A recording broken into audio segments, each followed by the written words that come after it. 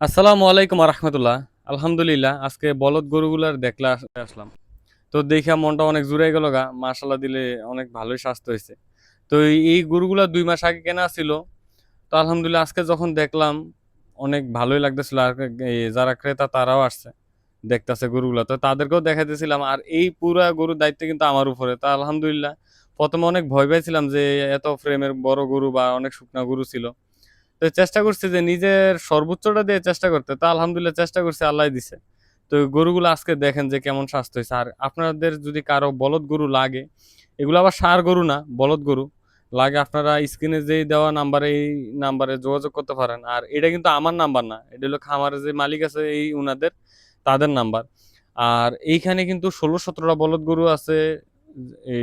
এই আরো অনেক লাল আছে বা সাদা আছে।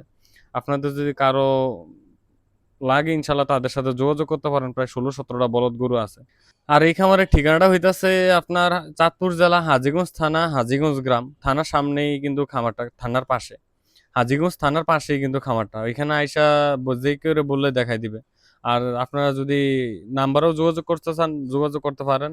আর আমি আবারও বলি, এটা কিন্তু আমার নাম্বার না, এটা হচ্ছে খামারের যে মালিক আছে অমিত চৌধুরী, সেই ভাইয়ের নাম্বার। এটা কিন্তু আমার নাম্বার না।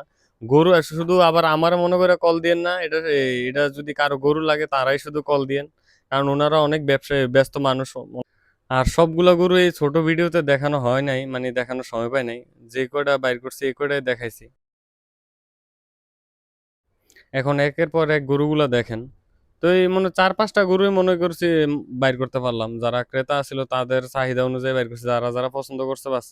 যে যে গরুগুলো পছন্দ করছে এই গরুগুলাই আপনাদেরকে দেখাইতেছি, যারা তারা যেগুলো পছন্দ করছে।